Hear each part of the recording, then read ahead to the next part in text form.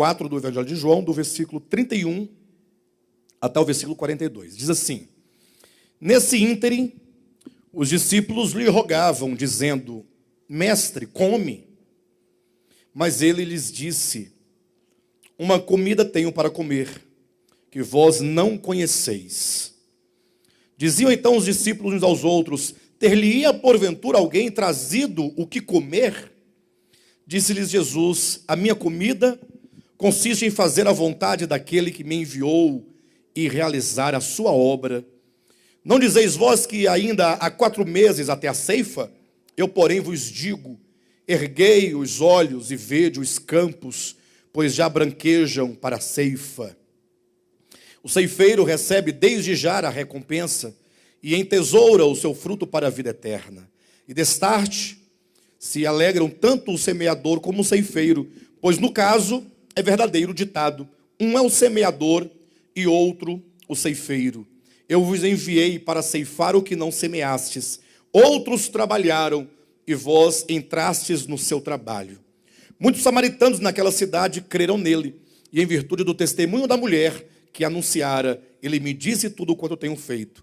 Vindo, pois, os samaritanos ter com Jesus, pediam-lhe que permanecesse com eles, e ficou ali 2 dias.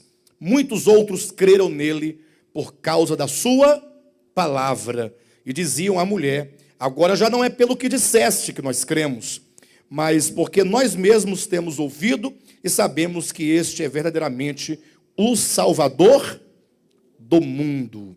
Glória a Deus. Queridos, nós lemos aqui uma porção agora de João Evangelho, capítulo 4, já bem no finalzinho, depois que Jesus já havia conversado com a mulher samaritana, e a mulher então, tendo recebido de Cristo a revelação de quem ele era, diz a Escritura que ela então correu, entrou na cidade e anunciou aos homens daquela cidade a experiência que ela havia tido, anunciou a Jesus Cristo dizendo: olha, eu encontrei o Messias.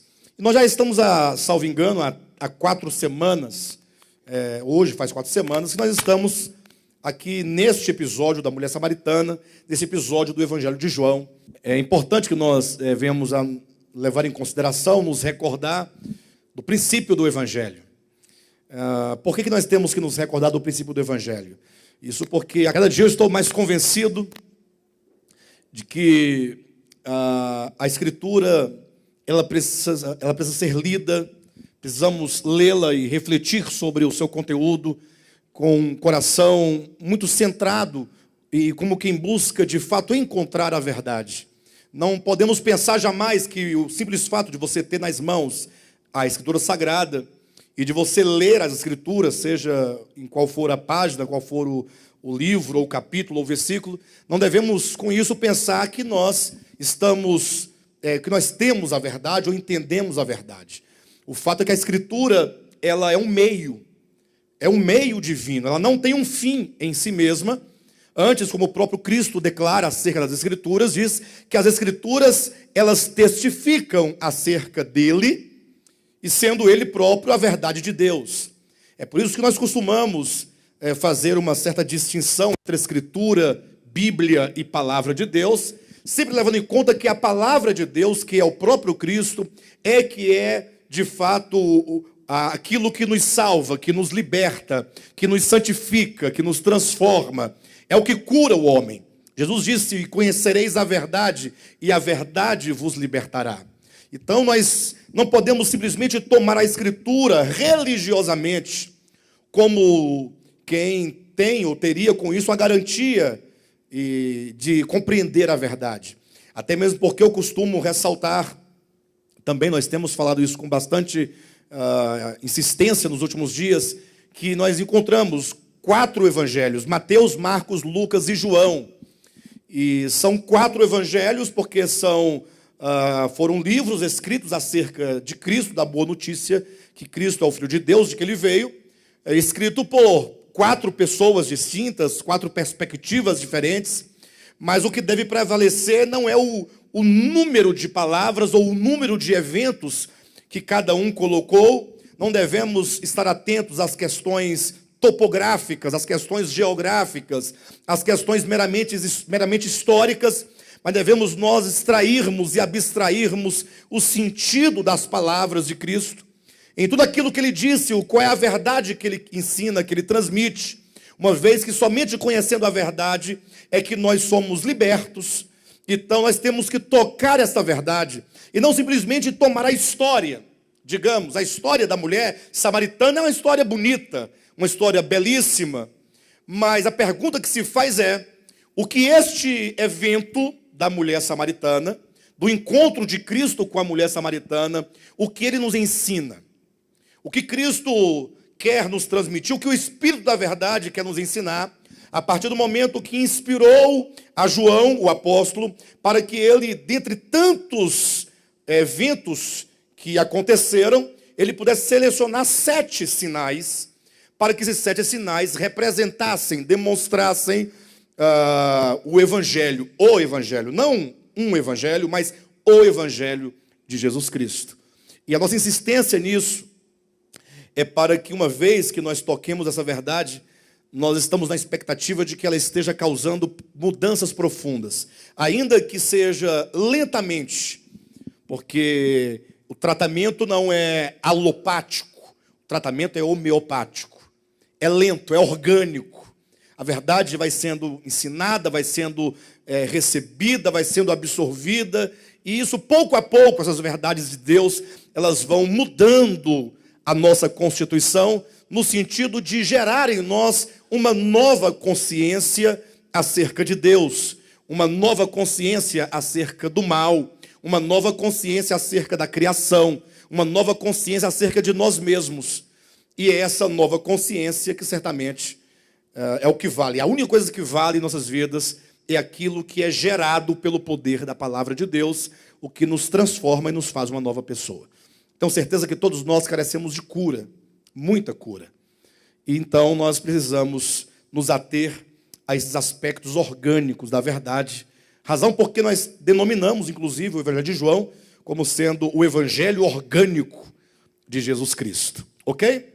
Bem, depois de termos falado muito acerca da mulher samaritana, porque o enfoque até então era a mulher, como que Cristo entrou numa cidade, numa aldeia de samaritanos, numa terra chamada Sicar, e ali ele se depara com uma mulher que acaba se tornando um protótipo, um modelo do que são todos os homens em todos os lugares, em todas as épocas. A mulher samaritana não é simplesmente, no Evangelho de Jesus Cristo, uma mulher. É verdade que Jesus Cristo teve um encontro com uma mulher samaritana, mas observa que a partir do momento que aquele episódio ele foi coligido entre tantos e colocado dentro das Escrituras, e nisso consiste exatamente a inspiração das Escrituras, é como que o Espírito sopra sobre o profeta, sobre o apóstolo, sobre o servo de Deus, para que ele possa então colher aquele episódio especificamente e coloque nas páginas das Escrituras, para que aquele episódio nos fale algo. De modo então que a mulher samaritana, uma vez que ela está contida, o seu episódio nas Escrituras, agora ela é maior do que ela mesma.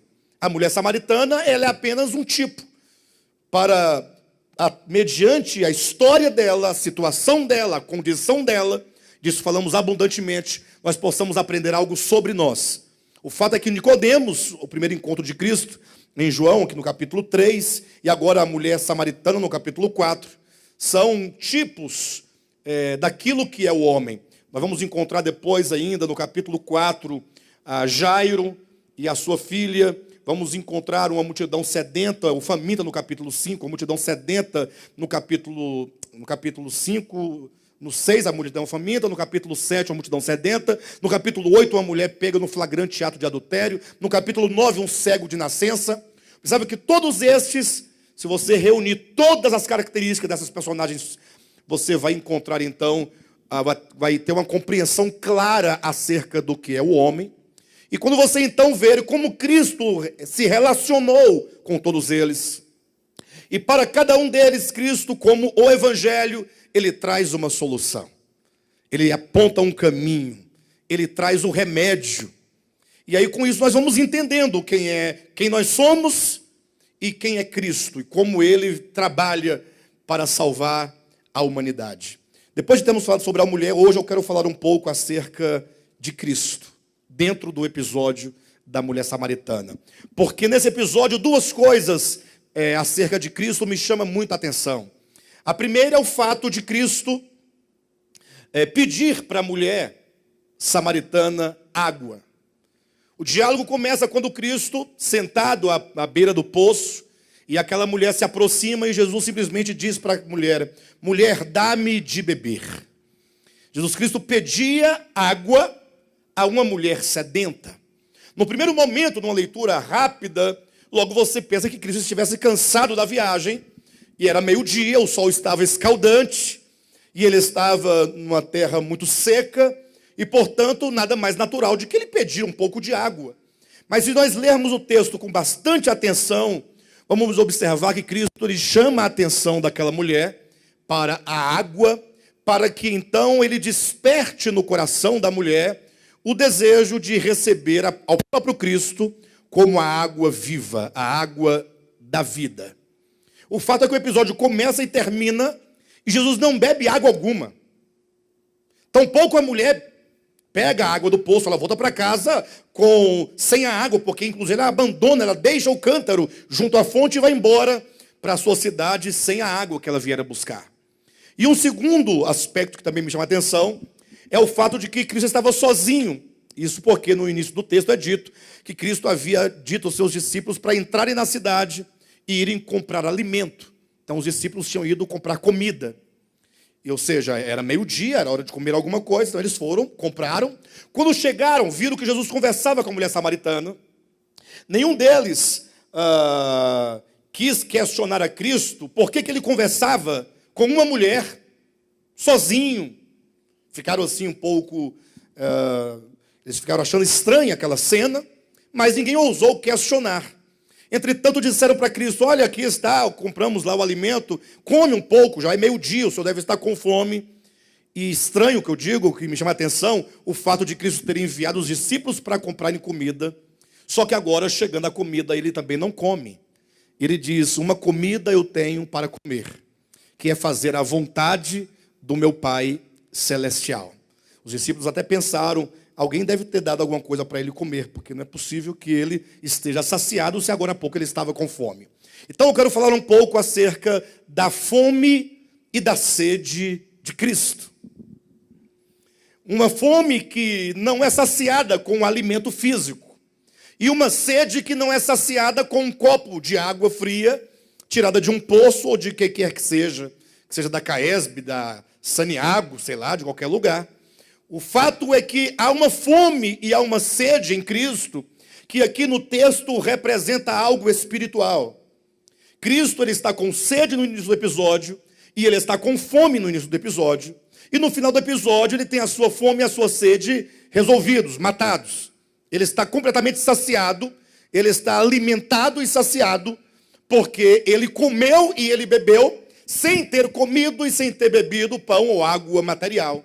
Então existe uma fome divina, e existe uma sede divina, que só são matados quando ele alcança o objetivo da sua obra. Alguém poderia dizer: pastor, mas você simboliza tudo você toma por símbolo, tudo você toma para representar algo. Ora, mas o fato está aqui. Quando Jesus disse para a mulher samaritana: mulher, dá-me de beber. E ela então diz: como você me pede de beber se eu sou mulher e sou samaritana e tu não tens um balde para pegar essa água? Como é que tu ainda pedes, dá-me de beber?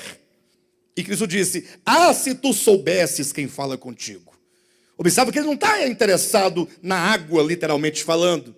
Mas se tu soubesses quem fala contigo, se tu conheceras o dom de Deus e quem é o que te pede, dá-me de beber, tu lhe pedirias água viva e tu então nunca mais terias sede. Então ele está falando de uma sede espiritual e, portanto, também está falando de uma água espiritual. Semelhantemente, ele havia dito para comprar alimento. Só que agora, uma vez que a mulher samaritana for alcançada pelo amor de Deus, e ela entrava na cidade levando a mensagem do evangelho para os samaritanos, Cristo disse: olha, uma comida eu tenho para comer, falou para os seus discípulos, e essa é fazer a vontade do meu Pai. Portanto, é o próprio texto, e não o Alexandre, quem está tomando esses elementos, a sede e fome, água e pão, para representar uma verdade que nós precisamos atentar, precisamos compreender, porque também nos diz respeito. Infelizmente, hoje em dia as pessoas lutam para a manutenção das suas religiões. Ou seja, as pessoas têm um credo, elas acreditam numa certa modalidade, numa certa forma do que eles chamam de verdade, e então eles lutam para que eles consigam alguns adeptos da sua religião. Isso é muito facilmente visto na experiência evangélica. Como que os cristãos evangélicos lutam para ganharem pessoas para as suas instituições. Quanto mais pessoas, maior o número, maior a expressão, mais eles entendem, estamos ganhando almas para Jesus.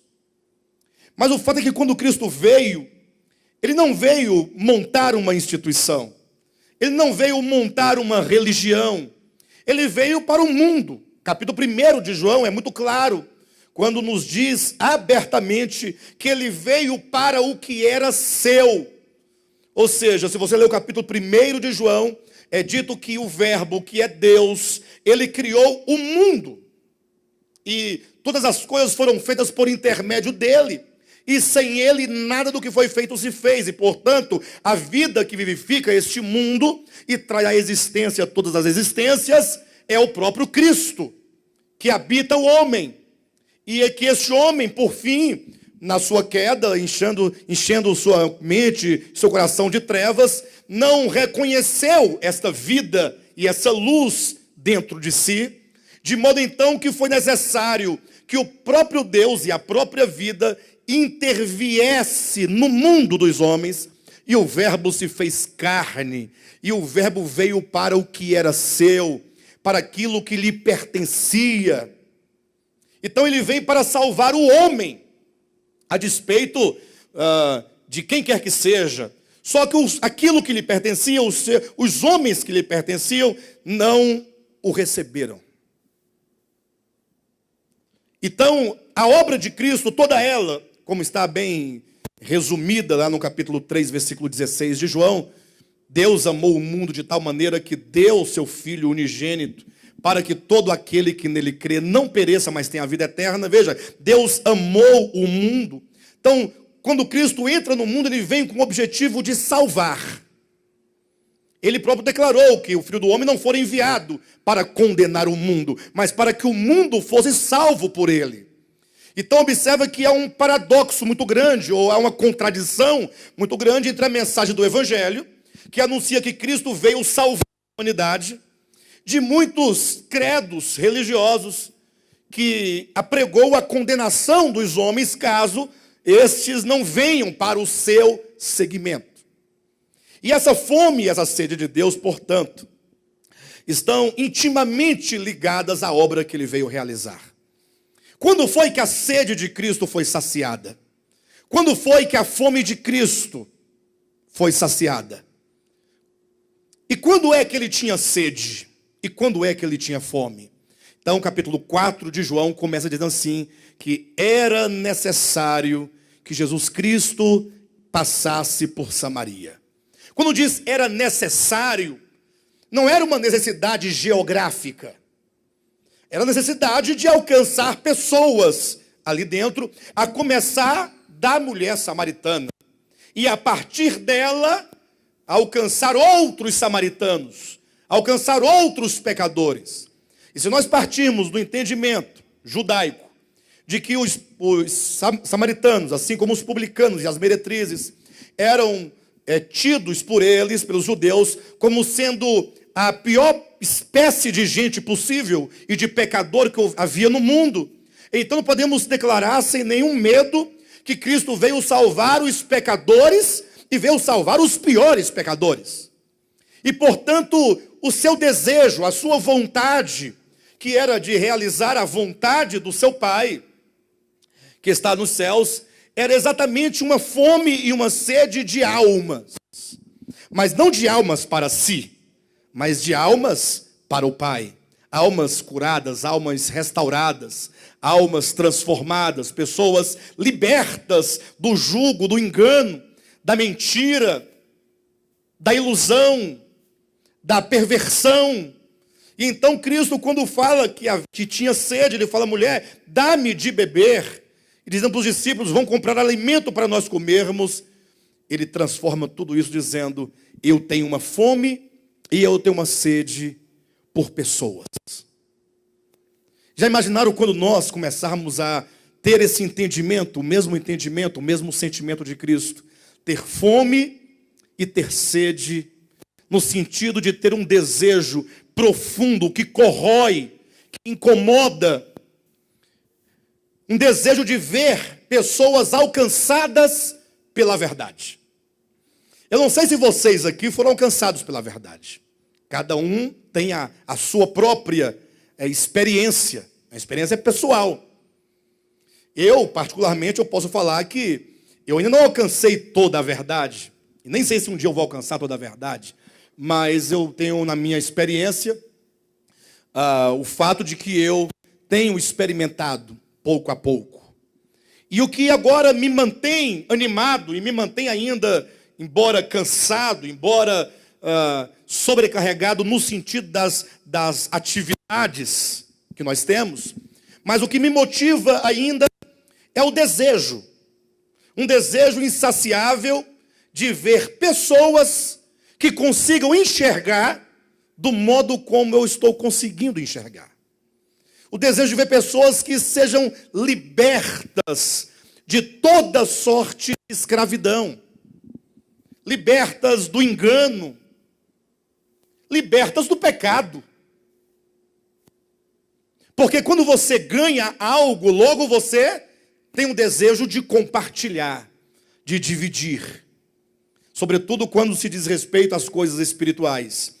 Vejam nesse texto que acabamos de ler, como que Cristo, então, ele diz para os seus discípulos. Olha, vamos ler novamente, versículo 31. Nesse ínterim, os discípulos lhe rogavam, dizendo: mestre, come. Mas ele lhes disse: uma comida tenho para comer que vós não conheceis. Diziam então os discípulos uns aos outros: ter-lhe porventura alguém trazido o que comer?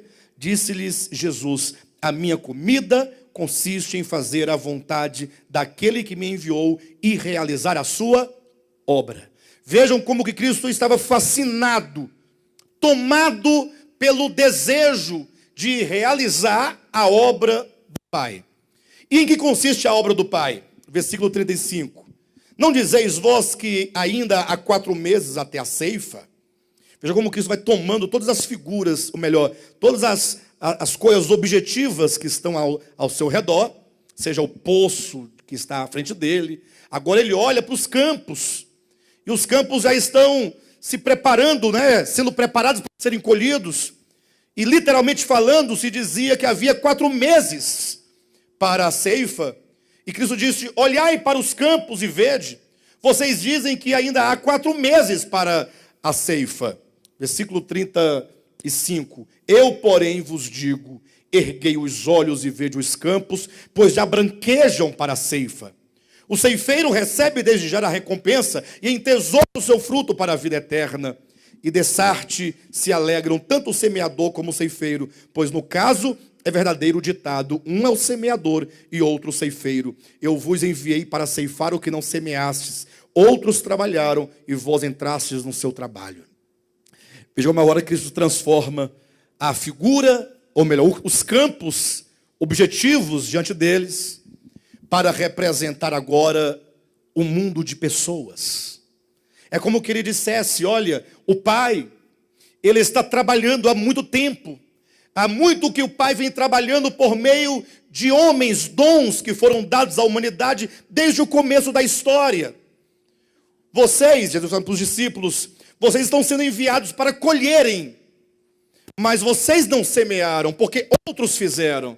Ou seja, a obra de salvação de Deus, ela não é feita única e exclusivamente por uma pessoa. Mas no decorrer da história, muitos instrumentos de Deus foram usados. Podemos falar desde o começo da humanidade que os semeadores estão semeando a verdade, e essa verdade chega um momento que ela vai ganhando os corações e as mentes, e Cristo diz: olha, vocês precisam agora saírem a campo para levar esta mesma verdade, para que assim como esta mulher samaritana teve a experiência de ter o encontro com a verdade, e a verdade a libertou, a verdade transformou a sua vida, o evangelho mudou o seu coração, a sua mente, ela agora é uma mulher curada, e imediatamente ela se torna um instrumento da providência divina, para agora também levar esta verdade a outros, como é dito que ela entra na cidade e vai apregoar o evangelho que ela havia recebido.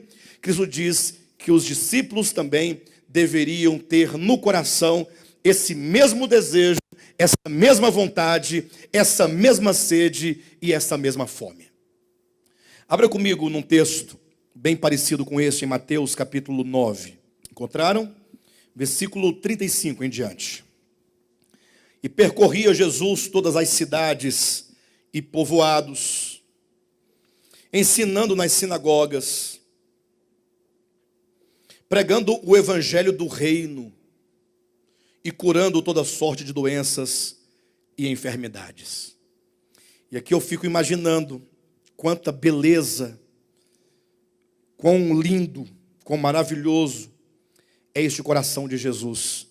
E percorria Jesus todas as cidades e povoados, ensinando nas sinagogas, pregando o evangelho do reino e curando toda sorte de doenças e enfermidades. Vendo ele as multidões, e eram muitas as multidões, compadeceu-se delas, porque estavam aflitas e exaustas, como ovelhas que não têm pastor.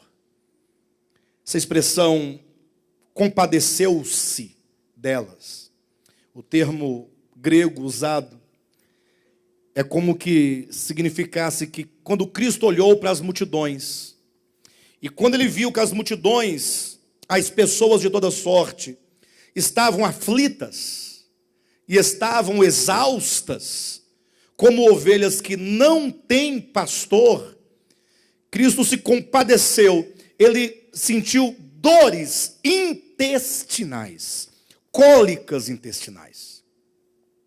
E eu quero chamar a atenção dos irmãos para esse aspecto, portanto, de Cristo. Esse sentimento de olhar para a humanidade, olhar para os homens e vê-los encarcerados pela mentira, e vê-los oprimidos, muitos deles até de certo modo supostamente esperançosos, uma esperança, não, mas um dia tudo vai se resolver, tudo vai mudar. Irmãos, quando eu olho para os cristãos, sobretudo os cristãos evangélicos, irmãos, o quanto esse povo sofre, é um povo sofredor.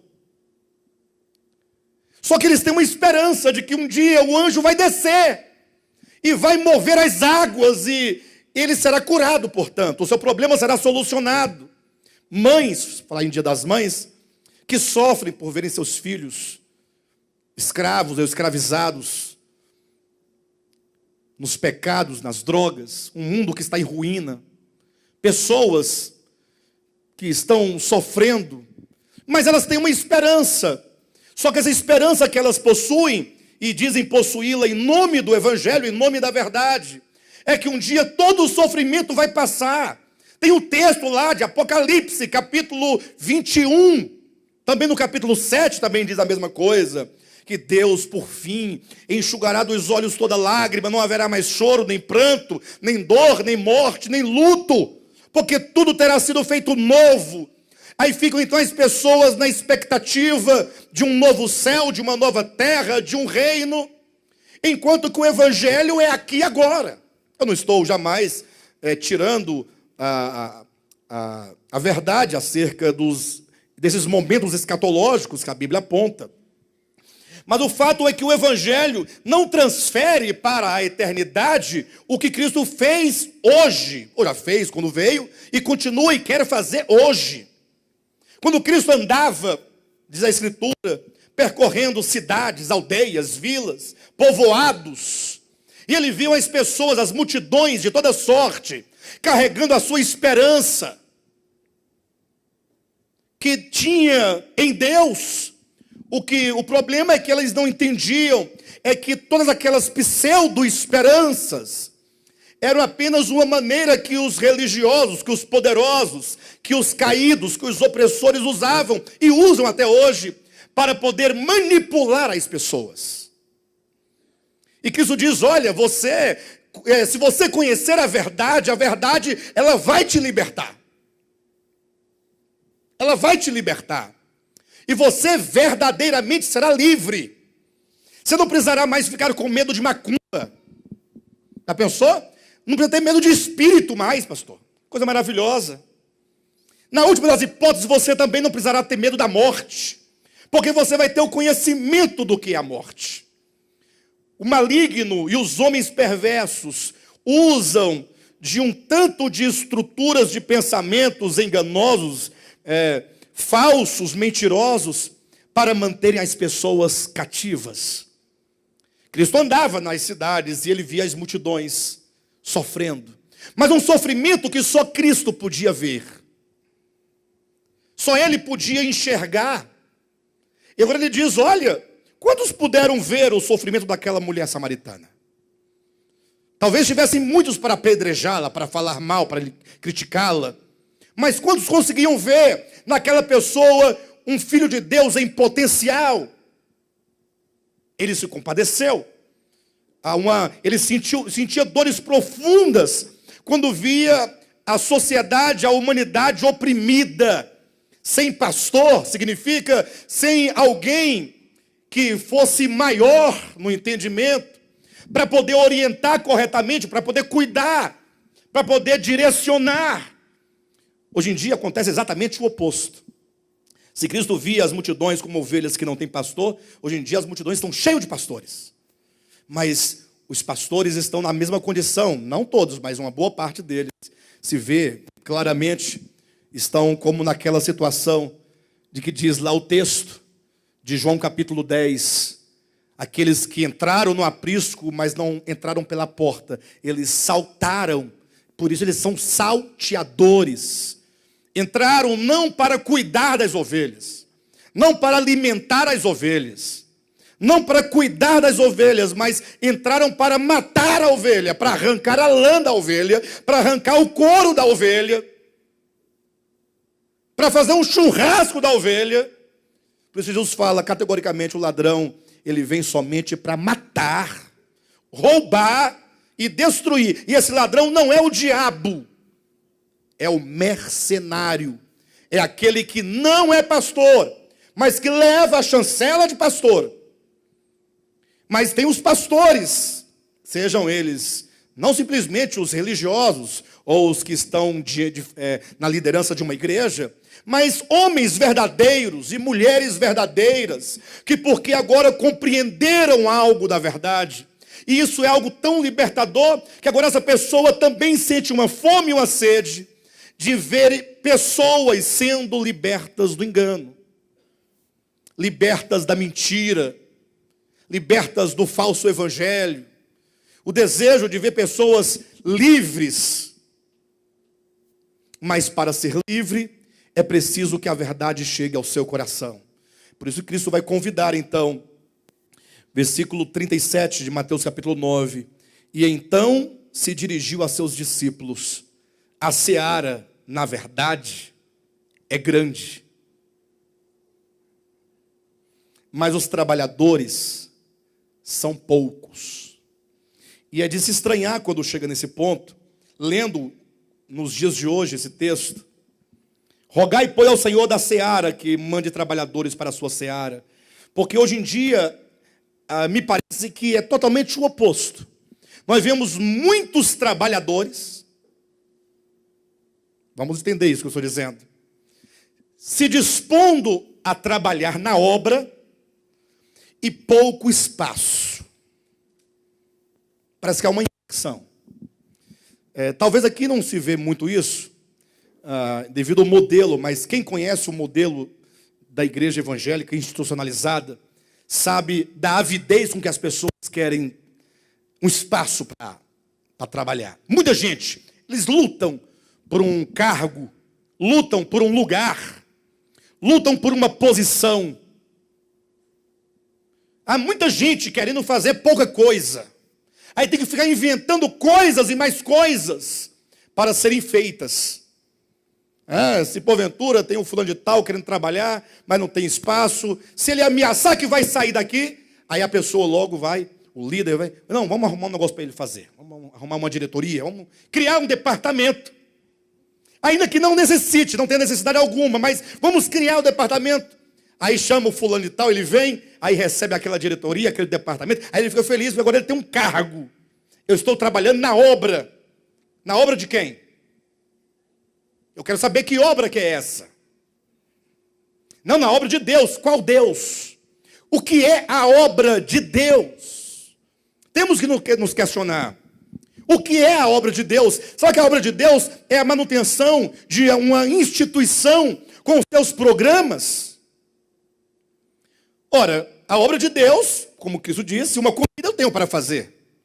Ou melhor, uma comida eu tenho para comer, que é fazer a vontade do meu Pai celestial. Realizar a sua obra. E qual é a obra de Deus, então? A obra de Deus é de redimir o homem. Redimi-lo do poço de escuridão, de miséria, de angústia, no qual ele se encontra. Somente quando pessoas são salvas, verdadeiramente salvas, eu falo verdadeiramente, eu quero dizer com isso, porque tem muita gente que se sente salvo, porque agora recebeu um credo. Eu creio assim, na verdade, então agora estou salvo. Salvo de quê? A salvação é algo que se opera dentro do homem. A salvação é libertadora. E a despeito de qualquer coisa, uma vez a pessoa vai experimentando essas coisas, ela não é mais escrava de nenhum tipo de sistema, de coisa, de opressão. O que é a obra de Deus? Essa é a grande pergunta que tem que ser respondida. O que é realizar as obras de Deus? Então nós vemos muitos trabalhadores e pouco espaço, e a luta pelo espaço, por um lugar, por um cargo. O pastor Renato, uma certa vez, ocasião, ele deu um exemplo, dizendo que às vezes ocorre de alguém criar um posto só para satisfação da pessoa. Diz que já até aquele cargo é o terceiro vice-presidente, da campanha do quilo. A Amanda é a presidente. Seria a presidente, né, Amanda? Presidente geral. Mas aí vem depois o vice-presidente, aí vem o vice do vice, o vice do vice do vice. 3 vezes vice. O que você faz? Não, eu sou o terceiro vice-presidente da campanha do quilo. Não faz nada. Mas o fato de ter o nome, já a pessoa, quando falar comigo, me respeite, viu? Que eu sou o vice-presidente da campanha do quilo. Mas Jesus disse não. O que Cristo fala é a verdade. E hoje eu vejo nessas palavras tanta verdade como foi quando Cristo disse: então se dirigiu aos seus discípulos, a seara na verdade é grande. Irmãos, a seara é grande. Irmãos, o mundo é grande. O número de pessoas é muito grande. Pessoas, como diz o texto, que estão exaustas. Hoje, quando eu vejo uma pessoa exausta, espiritualmente falando, e eu vejo ela sob o engano de alguém, isso me dá uma angústia tão grande. Por que tem que ser deste modo? Por que tem que ser dessa maneira? Por que não trabalhar para a libertação das pessoas ao invés de oprimi-las? Jesus disse, olha, mas os trabalhadores são poucos. Isso é verdade. São poucos os trabalhadores. Quantos homens e mulheres, de fato e de verdade, tem no seu coração o desejo de ser um apêndice de Deus, uma extensão de Deus, de ser Deus onde quer que você esteja, entenda ser Deus, de você promover a verdade de Deus, de você ser uma extensão divina, onde você estiver, você ser um meio, um canal de bênção para uma pessoa. Pastor, mas eu não sei pregar, eu não sei, eu não gravo versículo, não entendo muita coisa, mas eu vou te contar uma coisa. O irmão Léo estava cantando agora aqui, nas ofertas, e o Gil estava tocando violão, e dali eu olhei e me lembrei. Interessante os dois juntos, né? Adorando a Deus, e saber que um dia desse o Gil era um exausto, aflito,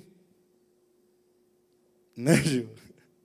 Num cativeiro miserável. Se eu estiver exagerando, você pode falar. Pode aumentar. E de repente o Léo, o Gil era professor de violão do Léo. Aí o Léo falou, não, olha, você... Aí pegou uma mensagem, um DVD de mensagem, 5 minutos após a morte, falou assim, olha, Gil, dê uma olhada nessa mensagem aqui. Só isso que ele fez. O Gil chegou em casa, foi ouvir a mensagem. Quando dá no meio da mensagem, está lá o Gil sentado no chão, salvo engano, agachado, não sei se eu estou confundindo algumas histórias. Mas o fato é que na mensagem mesmo ele se deparou com algo, porque ele teve uma experiência da morte da mãe dele, não foi isso? Está certo ou não? Foi depois? A morte da sua mãe? Ou estava num processo de enfermidade? No meio? Então o tema da morte foi uma coisa que chamou a atenção dele. Ele começou pela morte. E então a mensagem alcançou o coração dele e hoje ele está aqui. No caminho de conhecer a verdade. É um processo.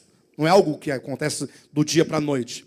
Mas a mulher samaritana foi lá e disse para o Gil, olha, eu encontrei o Messias, não o Alexandre, a verdade de Deus. E Alexandre foi apenas um canal, mais um instrumento, para que a verdade chegasse ao Gil. O Gil era católico, apostólico romano, de batina e tudo. Hoje está aqui conosco, sem batina. Para a glória de Deus. Então, quantos de nós, é essa pergunta que eu quero trazer aos irmãos hoje, a reflexão, eu quero trabalhar essa ideia, quantos de nós temos o desejo de falar, Senhor, eu quero ser um desses poucos trabalhadores. São poucos, mas eu quero ser um instrumento da graça de Deus. Eu quero ser alguém que possa cooperar de alguma maneira com essa obra divina de salvação, de transformação, de cura dos homens. Esse ministério de Volta à Palavra, ele tem uma missão muito grande. Os irmãos que têm acompanhado desde o início sabem que nós temos caminhado dia a dia numa direção, não são poucos os obstáculos que nós temos enfrentado, são muitos, de toda sorte, de todo tipo, mas pela graça de Deus, Deus tem nos levado cada vez mais à compreensão do que é a verdade. Nós temos insistido num ponto, e os irmãos precisam tocar essa verdade, tocar esse aspecto da verdade. E se alguém tiver alguma dúvida, tem que me procurar e falar, pastor, eu quero conversar para entender melhor esse aspecto que eu não tenho compreendido bem. Nós temos dado ênfase à questão orgânica do Evangelho. O que significa a questão orgânica do Evangelho? É porque imaginem vocês que o Cristo de Deus, que é o Salvador da humanidade, aquele que é o Cordeiro de Deus, que foi morto desde a fundação do mundo, ele se manifestou no tempo. No tempo foi a sua manifestação. A morte dele, de fato, já ocorreu ou ocorrera muito antes de haver mundo. Mas, historicamente, ele se manifesta. Então, todo o seu trajeto, desde a encarnação, viver humano, sofrimento humano, até ele chegar na cruz e ali derramar o seu sangue humano, e então ele ressuscitar ao terceiro dia. Todo esse trajeto é apenas uma demonstração da verdadeira morte que já operava nele desde quando ele disse, Pai, aqui estou para fazer a tua vontade. Agora, o problema de tudo isso que eu estou trazendo é que desde o catolicismo romano para cá, que começa no quarto século da era cristã, surge a igreja institucional ou institucionalizada. E aí começa agora uma pregação de teologias. O que é uma pregação de teologias? É quando se estrutura um pensamento a partir de alguns textos da Bíblia que reunidos parecem trazer a sustentação de que a verdade seja aquilo que está escrito. Aí você passa a acreditar num conjunto de coisas. Você tem uma confissão longa e até uma confissão coerente muitas vezes. Ora, a igreja romana, por exemplo, e agora depois dela os protestantes, a igreja reformada sobretudo, eles lutam pelo credo, pela ortodoxia. Eles lutam pelas teologias sistemáticas, pela organização do pensamento. Eles já fizeram simpósios, concílios, debates, disputas. Pessoas morreram nessas lutas. Em razão de quê? Você acredita deste modo ou daquele outro modo? Como é que você acredita? Mas em tudo isso nós não vemos o Evangelho enquanto poder de Deus mudando vidas.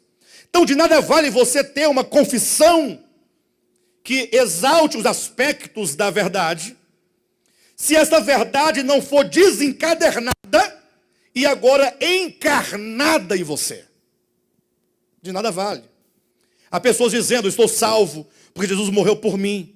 Eu digo, glória a Deus que Cristo morreu por nós, isso é uma grande verdade. Isso é um fato do Evangelho. Agora, a pergunta que se faz é, você experimenta essa salvação? Ou será que tem pessoas que estão manipulando, tomando a verdade reta de Deus, que está registrada, para apenas te controlar, te seduzir, te manipular, te induzir? E não nos tirar, então, dessa visão material de uma fé meramente confessional, para então nós termos uma fé viva. Ou seja, nós somos chamados agora para entender o significado verdadeiro da morte de Jesus. O significado. A história já diz que ele morreu, nós cremos, nós sabemos. Agora em que consiste a morte de Cristo?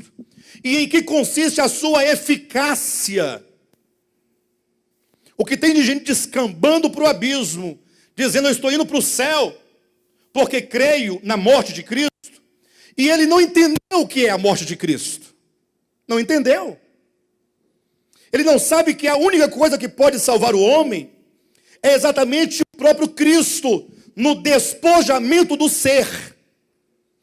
Quando aquele que era, sendo Deus, ele entra num processo de incursão ao mundo, em que cada descida, cada movimento é uma manifestação do abrir mão do ser.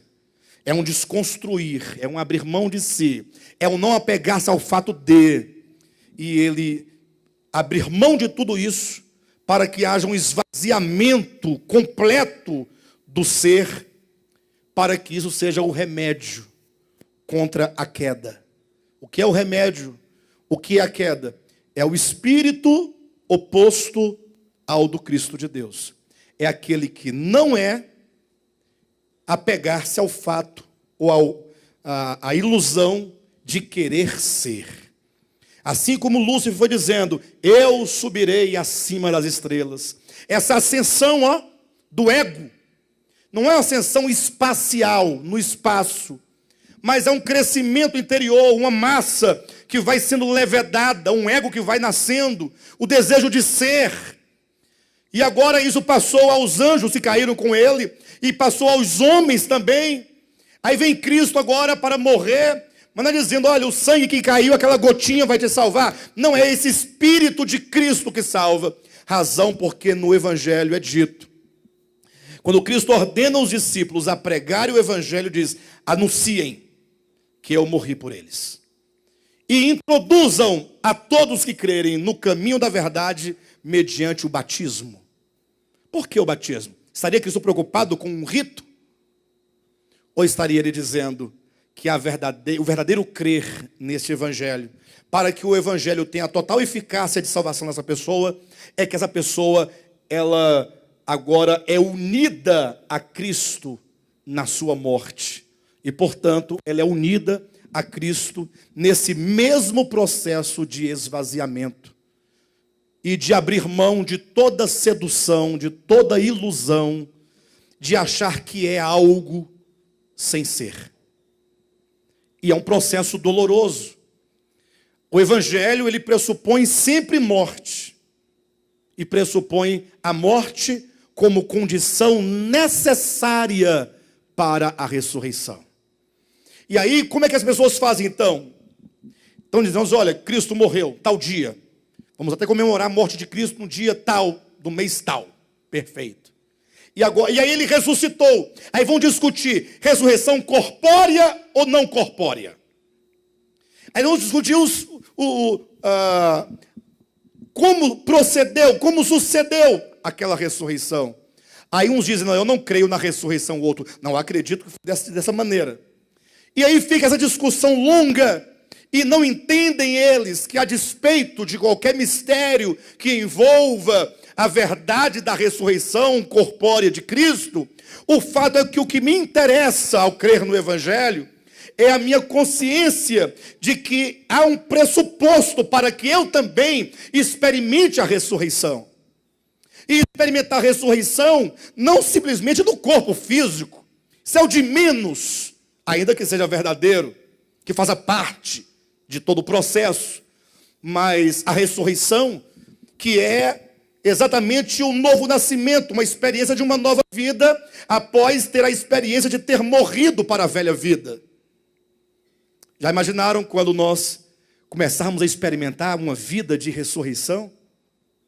Não espere morrer para sepultar o seu corpo, para depois uma voz chamar, saia da terra todos os corpos ressuscitados e os corpos saindo. Não espere por este momento. Precisamos experimentar o evangelho hoje, morte e ressurreição hoje. A ressurreição do corpo, embora verdadeira, quero reiterar, será o de menos, é o que menos importa, o que menos interessa, no sentido de que, havendo a ressurreição do corpo, será um corpo incorruptível, seremos libertos de todos os efeitos do pecado sobre o corpo, mas a maior libertação é quando a alma, ela é tirada completamente do poder do pecado, do poder da ilusão, do poder do engano. Então hoje, olhando para o mundo cristão, e mesmo para o mundo não cristão, quantas pessoas estão sofrendo em razão do engano, depositando sua fé, depositando sua vida. E Jesus olha e diz, olhai para os campos, vede.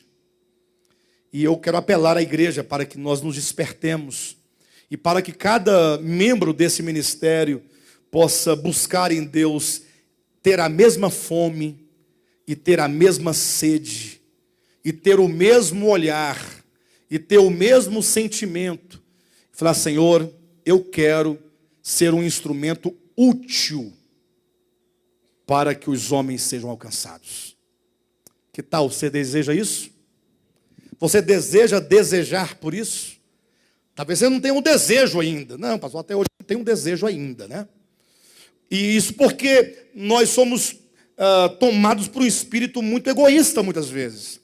Não, eu já entendi. Então, desde que eu tenho entendido, eu vou agora viver a minha vida. Eu posso viver a minha vida tranquilo, sem se preocupar com as demais pessoas, sem sentir no coração o sofrimento das outras pessoas. Então nós temos que pedir, Senhor, me dê essa fome e me dê esta sede, para que eu seja desesperado. Eu tenha um desespero dentro de mim, para que eu tenha um desespero, para que eu veja pessoas conhecendo, pessoas sendo libertas, pessoas sendo curadas, pessoas sendo transformadas. É verdade que a nossa ação, simplesmente a nossa ação, não garante que haja cura de fato e transformação de fato. Mas nós, como canais de Deus, temos apenas que levar a mensagem, levar a palavra, para que as pessoas possam se despertar.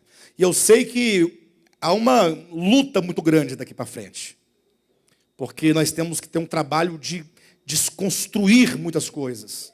Há muitos enganos que estão construídos, edificados, verdadeiras fortalezas na alma humana, no coração humano, e que você precisa chegar para a pessoa, e quando você começar a falar para ela, logo, mesmo ela estando na opressão, ela vai em defesa daquele engano que ela tem por verdade.